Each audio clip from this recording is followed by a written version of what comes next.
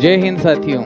आज Hindi to English translation के इस सीरीज में पास्ट पार्टिसिपल के ऊपर ट्रांसलेशन देखेंगे। पास्ट पार्टिसिपल यानी कि वर्ब का थर्ड फॉर्म जो काम करता है एडजेक्टिव का। वैसे पास्ट पार्टिसिपल दो काम करता है, एक तो टेंस में आप इसको यूज करते हैं, जितने भी परफेक्ट टेंस है उसमें यूज करते हैं, लेकिन परफेक्ट पार्टिसिपल जो पास्ट परफेक्ट पार्टिसिपल हम कहते हैं तब कहते हैं जब ये एडजेक्टिव का काम करे, और जब ये एडजेक्टिव का काम करेगा तब भी ये दो काम करेगा। क्या वो दो काम होंगे ये आप जरा गेस करिए। जैसे मैं अगर एक एग्जाम्पल लिखता हूं, अ ब्रोकन चेयर, तो यहाँ पे ये पूरा नाउन फ्रेज है, ये हमारा नाउन हुआ, ये एडजेक्टिव हुआ और ये डिटर्मिनर हुआ, तो ये हमारा एडजेक्टिव हुआ। अगर मैं इसी को लिखता the chair broken, the chair broken, तो यहाँ पे ये ब्रोकन एडजेक्टिव है, यानी कि ये ब्रोकन यहाँ पे इस नाउन के लिए आया है और यहाँ पे ब्रोकन इस नाउन के लिए आया है। तो अगर मैं एडजेक्टिव कह रहा हूँ तो नाउन के बारे में ही ये बात करेगा। तो अगर हम एडजेक्टिव यानी पास्ट पार्टिसिपल को नाउन के पहले में लिखेंगे तब भी एडजेक्टिव होगा और नाउन के बाद में लिखेंगे तब भी एडजेक्टिव होगा। जब भी रखेंगे इनको एडजेक्टिव को तो नाउन के एकदम नज़दीक रखना है, वरना मिसप्लेसमेंट का भी एक दिक्कत होगा जो एरर में आता है, वो भी हम चर्चा करते हुए चलेंगे। तो मैं बता दूं कि अगर हम नाउन के पहले में पास्ट पार्टिसिपल को रखते हैं, यानी वर्ब का थर्ड फॉर्म है ब्रेक, ब्रोक, ब्रोकन, तब ये क्या बताएगा, एक क्वालिटी बताएगा, यानी कि ये क्वालिटेटिव नेचर का हो जाएगा। इसका जवाब मिलेगा जब आप कहेंगे ना एक क्वालिटेटिव नेचर का हो जाएगा, कि किस क्वालिटेटिव का है, और दूसरी तरफ हो जाएगा डिफाइनिंग नेचर का।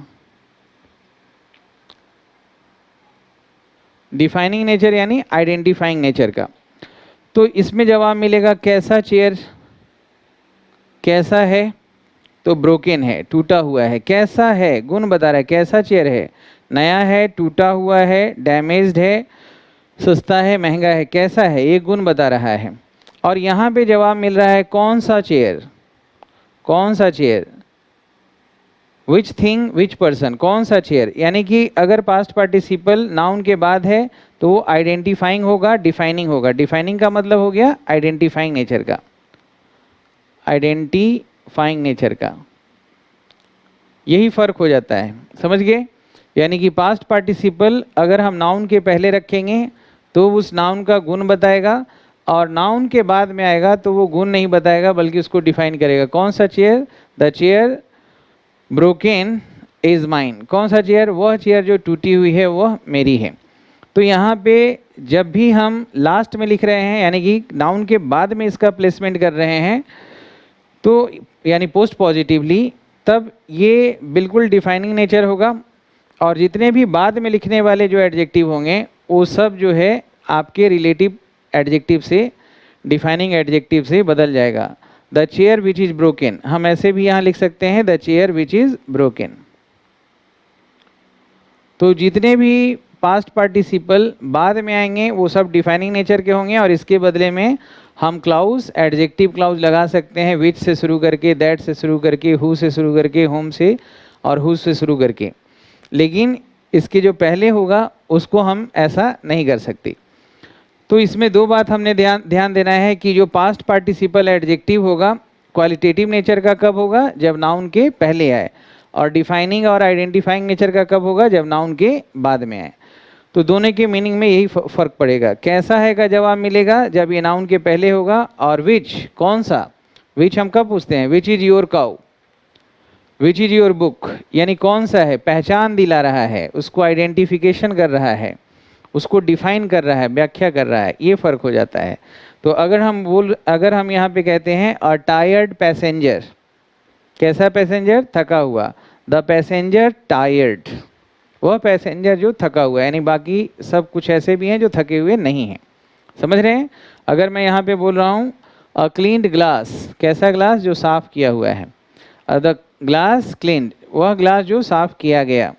तो ये फर्क होता है। दूसरा, नाउन के पहले रखना है क्योंकि एडजेक्टिव का संबंध नाउन से है और उसी नाउन से रहेगा जो इसके नज़दीक है, वरना ये गलत हो जाएगा।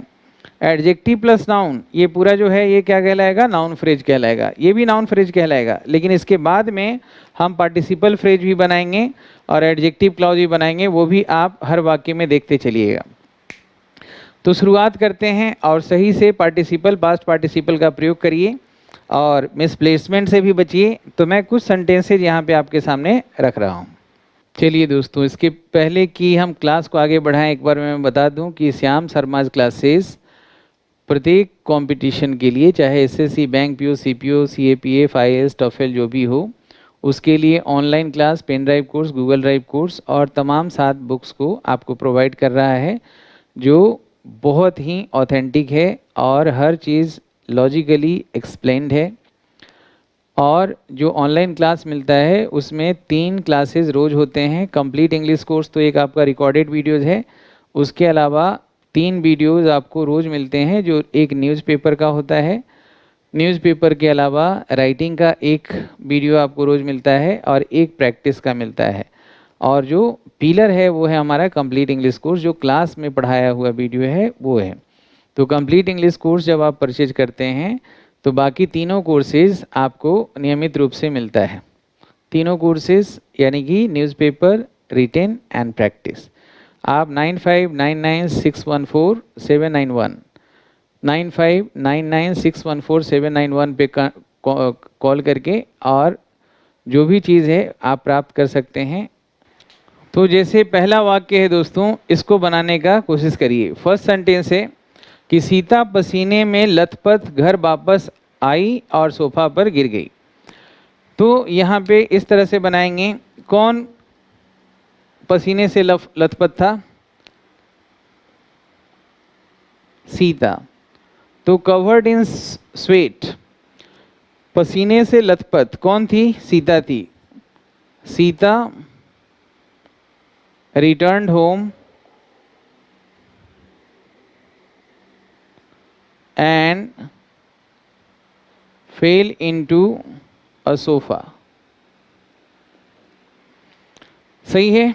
तो ये जो है covered in sweat, past participle के आगे जो भी नाउन, प्रोनाउन या नाउन फ्रेज रहेगा या एडजेक्टिव फ्रेज, ये सब मिला के पास्ट पार्टिसिपल बोला जाता है। और कवर्ड इन स्वेट जो है ये पास्ट पार्टिसिपल फ्रेज बोलेंगे, इसको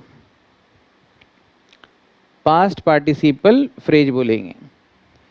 और ये हमारा एडजेक्टिव का काम कर रहा है, ये हमारा पास्ट पार्टिसिपल हुआ और ये पूरा मिलके पास्ट पार्टिसिपल फ्रेज हो गया। अब ये एडजेक्टिव है तो किसके लिए आया? सीता के लिए आया। सही है। पहले आए या बाद में आए कोई फ़र्क नहीं पड़ता है, वही क्वालिटेटिव और डिफाइनिंग नेचर हो सकता है। तो अगर मैं सीता को यहाँ पहले लिख दूँ तब भी ये सही हो जाता। सीता कौन? जो स्वेट में कवर्ड थी। तो covered in sweat returned home, तो ऐसे भी लिखेंगे। और सीता या कोई प्रॉपर नाउन हो और इसके बाद अगर एडजेक्टिव क्लाउज या एडजेक्टिव फ्रेज है, ये पार्टिसिपल फ्रेज है मतलब एडजेक्टिव फ्रेज है। और यहीं पे अगर मैं लिख दूं who was covered in sweat, तो ये हमारा एडजेक्टिव फ्रेज हुआ, ये एडजेक्टिव क्लाउज हुआ। ये एडजेक्टिव फ्रेज बोलिए, पार्टिसिपल फ्रेज बोल रहे हैं, क्यों? क्योंकि ये वर्ब के फॉर्म से बना है, तो दोनों एक ही बात कह रहा है। तो हम शॉर्ट तरीके से लिख सकते हैं सीता कवर्ड इन स्वेट या Sita who was covered in sweat. अब सीता को तो हम जानते हैं पहले से, नाम है प्रॉपर नाउन, तो हम कॉमा जरूर लगाएंगे। सीता, मोहन, राम, सोहन रहे तो हम लगाएंगे। अगर यहाँ पे द बॉय, द गर्ल ये सब होता तो कॉमा लगाने की ज़रूरत नहीं होती। इस पर भी हमें ध्यान रखना है। तो हम इस तरह से भी बोल सकते हैं और इस तरह से भी बोल सकते हैं। तो फ़ायदा क्या हो गया पास्ट पार्टिसिपल जानने से कि हमें क्लाउज ना लगा के अगर हम इसको इस तरह से बनाते, Sita who was covered in sweat, तो ये पूरा एक क्लाउज हो जाता। और she returned home and fell into the sofa, ये दूसरा क्लाउज हो जाता। तो 2 क्लाउज हम ना बना के हम एक ही क्लाउज से काम चला लिए। समझ रहे हैं? सीता कवर्ड इन स्वेट, तो ये सब जो है ना सिंपल सेंटेंस कहलाएगा। अगर इसको बनाते हैं इसके सहारे बस इतना कि सीता कवर्ड इन स्वेट या covered in sweat Sita return home, ऐसे लिखिए, ये भी ठीक है। या ऐसे लिख सकते हैं, नज़दीकी है नाउन के, चाहे आप पहले रहे या बाद में। Covered in sweat Sita return home and fell into sofa. या हम ऐसे लिखें कि सीता जो पसीने से लथपथ थी, या Sita who was covered in sweat, दोनों सही है। तो इसके साथ बनाएंगे तो ये हमारा पूरा कॉम्प्लेक्स सेंटेंस हो जाएगा, और पास्ट पार्टिसिपल के साथ बनाएंगे तो ये एडजेक्टिव है, वर्ब नहीं माना जाएगा। अतः यहाँ पे ये हमारा सिंपल सेंटेंस हो जाएगा। सही है दोस्तों।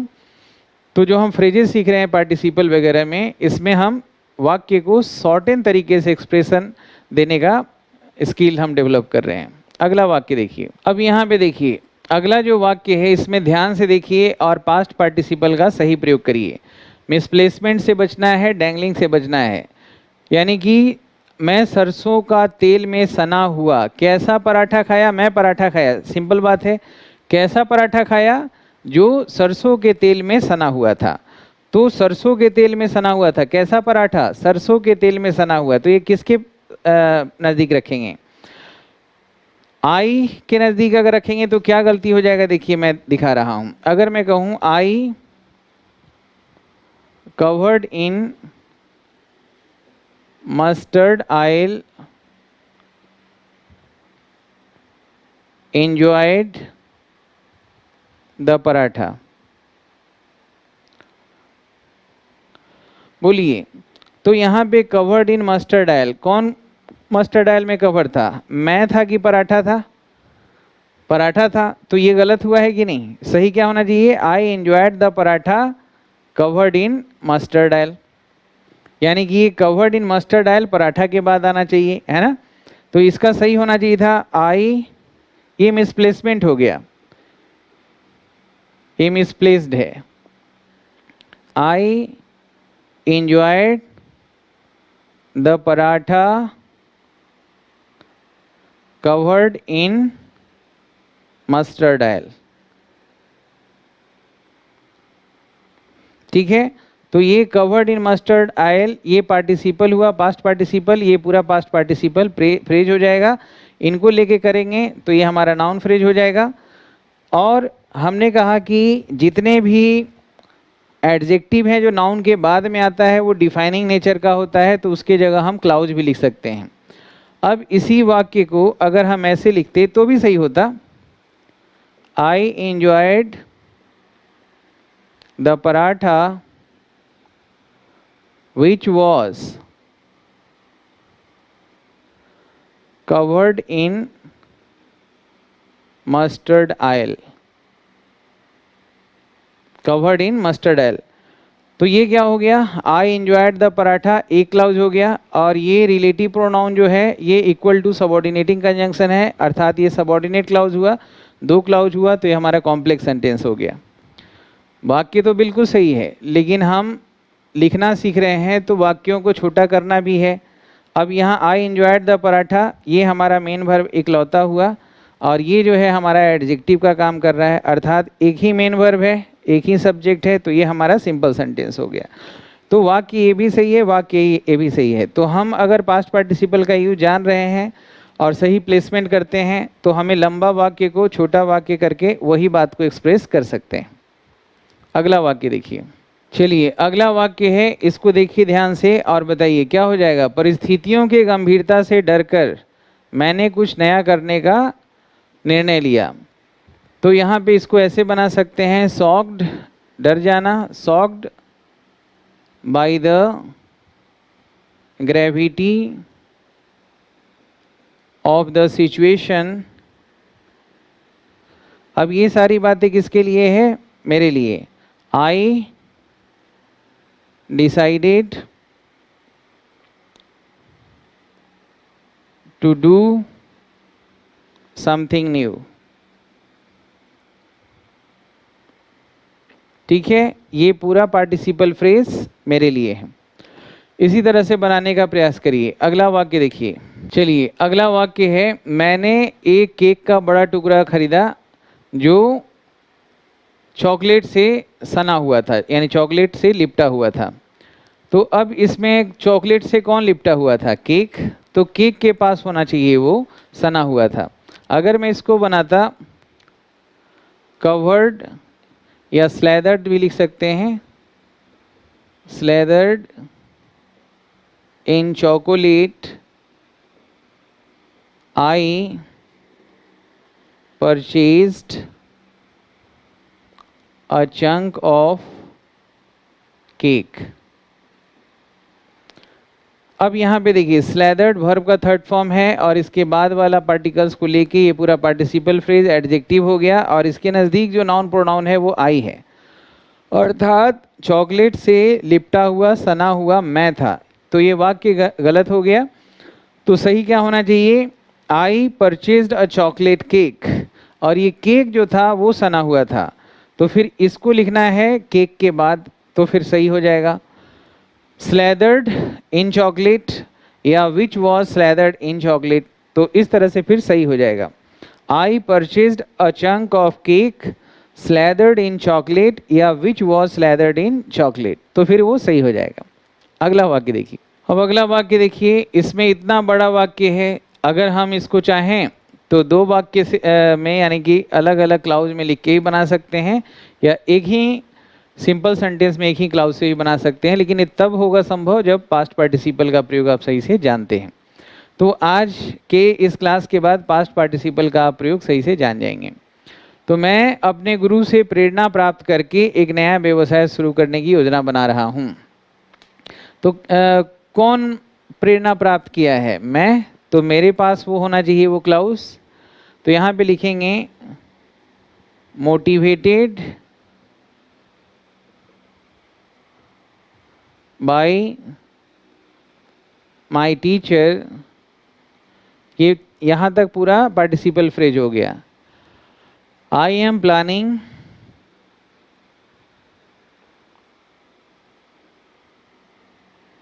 To start a new business. ठीक है, तो यहाँ पे मोटिवेटेड पास्ट पार्टिसिपल हुआ और ये पूरा मिलके पार्टिसिपल फ्रेज हो गया। तो यहाँ पे हम ऐसे लिख सकते हैं मोटिवेटेड बाय माय टीचर, यहाँ पे इसके लिए आया है, मैं मोटिवेटेड था, सही है। अगर मैं लिखता कि I am planning to start a new business motivated by my teacher, अगर यहाँ पे तो ये सही है, लेकिन अगर मैं यहाँ पे लिख देता मोटिवेटेड बाय माय टीचर, तो फिर ये किसके लिए हो जाता? तो फिर ये उस नाउन के लिए हो जाता जो इसके नज़दीक है। तो इसके नज़दीक वाला नाउन है बिजनेस, तो बिजनेस मोटिवेटेड था या मैं, तो ये वाला प्लेसमेंट गलत माना जाएगा। सही है। इस तरह से हम ऐसे भी लिख सकते हैं, इसको यहाँ पे ना लिख के अगर शुरू में भी लिखा जाना है, आई बोल रहे हैं तो ये आइडेंटिफाई पहले से ही आइडेंटिफाइड है तो कॉमा लगाएंगे। आई मोटिवेटेड बाय माय टीचर या I who am motivated by my teacher, दोनों सही है। लेकिन मैंने आपको बताया कि नाउन प्रोनाउन के बाद अगर मैं पार्टिसिपल फ्रेज लिखूंगा तो वो रिलेटिव क्लाउज यानी एडजेक्टिव क्लाउज से रिप्लेस हर बार हो सकता है, लेकिन इससे लंबा रास्ता से है, ये शॉर्ट रास्ता से हम चल रहे हैं। सही है दोस्तों। चलिए अगला वाक्य देखिए। चलिए अगला वाक्य को अगर हम बनाना चाहें तो कैसे बनाएंगे? एक तो आप जो ट्रेडिशनल तरीका जानते हैं उससे बनाइए और एक पास्ट पार्टिसिपल से बनाइए, दोनों में फ़र्क देखिए। अगर मैं यहाँ पे लिखूं कि मोहन, जो आप जानते हैं उस तरीके से, Mohan who was defeated in the last match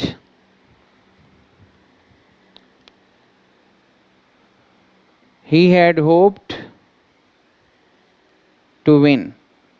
तो यहाँ पे दो क्लाउज हो गया, यानी कि ये कॉम्प्लेक्स सेंटेंस है। Mohan had hoped to win, Mohan who was defeated in the last match had hoped to win। दोबारा एक ही सब्जेक्ट है तो दोबारा ना लिख के हम खाली वर्ब को लिखेंगे,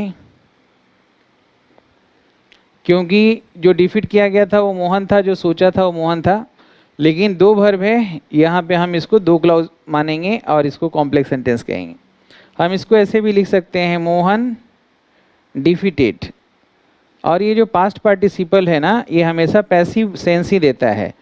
मोहन ने नहीं हराया, मोहन को हराया गया। Mohan taken to the hospital, Mohan taught yesterday, यानी मोहन पढ़ाया नहीं, जो मोहन को पढ़ाया गया, यानी पैसिव भाव रखता है, ये भी बात ध्यान रखिएगा। Mohan defeated in the last match,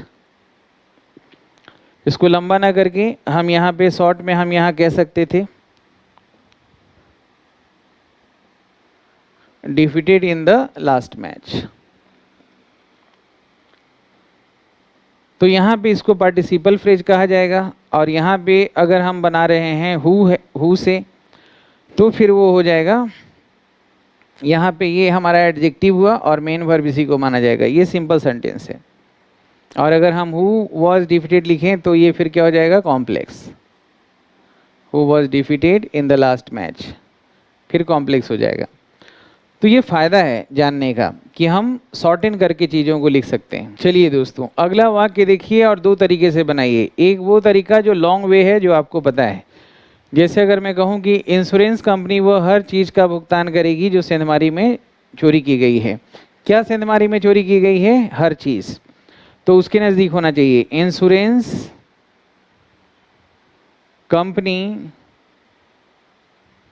will pay for everything that has been stolen। देखिए पैसिव में लिखा हुआ है, पैसिव ही भाव देता है past participle. that has been stolen burglary, ठीक है। तो यहाँ पे इंश्योरेंस कंपनी बिल पे एक क्लाउज हो गया यहाँ तक, और दैट से शुरू हो रहा है, यहाँ पे हो गया दूसरा क्लाउज, कॉम्प्लेक्स सेंटेंस हो गया। इसी को अगर मुझे शॉर्ट में बताना होता तो हम एक क्लाउज ना लिख के हम सिर्फ यहाँ लिखते ए स्टोलेन इन बर्गलरी। ये हमारा पार्टिसिपल फ्रेज, ये एडजेक्टिव क्लाउज बोलिए और इसको एडजेक्टिव फ्रेज बोलिए, और ये नाउन के लिए आया है और नाउन के बाद में आया है, तो ये दोनों डिफाइनिंग नेचर का हो गया, आइडेंटिफाइंग नेचर का हो गया। सही है। अगला वाक्य देखिए, वाक्य को बनाइए। वह लड़का जिसे हॉस्पिटल ले जाया गया था वह अब ठीक हो चुका है। तो आप इसको बना सकते हैं जो ट्रेडिशनल तरीका है उससे, कि the boy who was taken to the hospital। अब वही लड़का जो हॉस्पिटल ले गया था, सब्जेक्ट है, ले जाया गया था और वो ठीक हुआ है, हैज़ रिकवर्ड। ठीक है। तो ये हमारा एक तरीका हुआ। यहाँ से यहाँ तक एक क्लाउज हमने बनाया, एडजेक्टिव क्लाउज। अब एडजेक्टिव फ्रेज बना के हम लिखना चाहते तो सिर्फ वर्ब का थर्ड फॉर्म लिखना पड़ता, टेकन टू द हॉस्पिटल, और मामला सही हो जाता। दोनों में भाव में कोई अंतर नहीं है। तो ये एडजेक्टिव क्लाउज बना के लिखा, ये एडजेक्टिव पार्टिसिपल फ्रेज बना के लिखा, वाक्य दोनों सही है। इसके जरिए लिखेंगे तो सिंपल सेंटेंस कहलाएगा, इनके साथ लिखेंगे तो ये कॉम्प्लेक्स सेंटेंस कहलाएगा। सही आ रहा है समझ में? अगला वाक्य देखिए, समझिए हमेशा कि प्रेजेंट पार्टिसिपल पढ़ रहे हैं तो क्या फ़ायदा है, पास्ट पार्टिसिपल पढ़ रहे हैं तो क्या फ़ायदा है, परफेक्ट पार्टिसिपल पढ़ रहे हैं तो क्या फ़ायदा है। और ये सारी चीज़ों को हिंदी ट्रांसलेशन से समझ रहे हैं तो चीज़ें आपके लिए बिल्कुल आसान होगी। चलिए इस वाक्य को देखिए और बताइए कितने तरीके से इसको बना सकते हैं और मीनिंग में क्या फ़र्क होगा। तो उत्साह और ऊर्जा से भरा हुआ, तो यहीं से शुरू करें। भरा हुआ इम्ब्यूड लिखते हैं, imbued with enthusiasm and energy। अब ये पार्टिसिपल फ्रेज, पार्टिसिपल वर्ब का थर्ड फॉर्म किसके लिए है? मोहन के लिए। मोहन के लिए है तो मोहन लिखेंगे। तो यहाँ पे हम बाद में भी लिख सकते हैं, या अगर हम चाहें तो यहाँ शुरू में भी लिख सकते हैं। Mohan imbued with enthusiasm and energy, या इसको हम पहले नहीं लिखे तो बाद में भी लिख सकते हैं, कोई दिक्कत नहीं है। सही है। तो अगर हम यहाँ पे बाद में लिख रहे हैं तो भी सही है, अगर हम पहले लिख रहे हैं तो भी सही है। अब मोहन प्रॉपर नाउन है तो कॉमा लगाएंगे, imbued with enthusiasm and energy. ठीक है। हमेशा समाधान ढूंढ लेता है हर समस्या का। फाइंड्स द, मोहन के लिए फाइंड्स हुआ the solution of every problem. Every के बाद सिंगुलर नाउन आता है, प्रॉब्लम्स लिखेंगे तो एक और गलती हो जाएगा। फाइंड्स मोहन के लिए आया है। अब इसी को अगर मैं एडजेक्टिव क्लाउज से लिखूं तो यहाँ हम लिख सकते हैं who is imbued with enthusiasm and energy.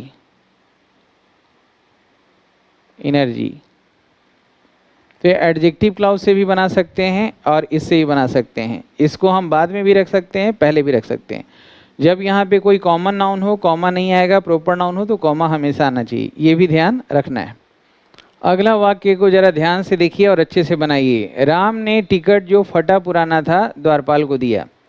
तो फटा पुराना क्या था? टिकट। तो टिकट के नज़दीक लिखना है। कैसा टिकट? फटा पुराना था। तो यहाँ पे लिखेंगे, ऐसे भी लिख सकते हैं tattered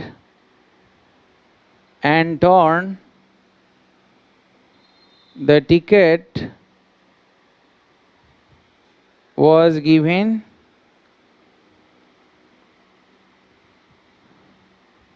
to the doorman by Ram। तो टैटर्ड एंड टॉर्न किसके लिए आ रहा है? टिकट के लिए। टिकट के लिए आ रहा है।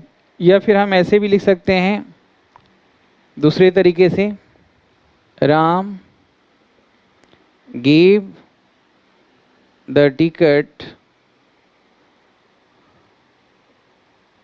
Tattered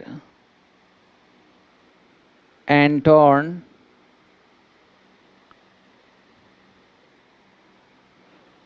to the doorman.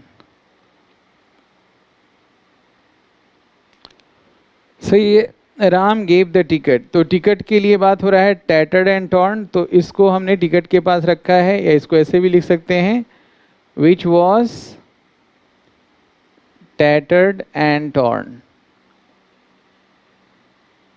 ये एडजेक्टिव क्लाउज और ये हमारा एडजेक्टिव फ्रेज। वाक्य बिल्कुल सही है, राम गेव। सही है। तो इस तरीके से हिंदी टू इंग्लिश ट्रांसलेशन करके हम जिस आसानी से चीज़ों को समझ रहे हैं वो अपने आप में बहुत अच्छा है।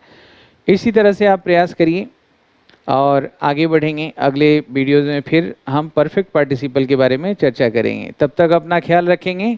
भारत माता की जय। वंदे मातरम। जय हिंद, जय भारत।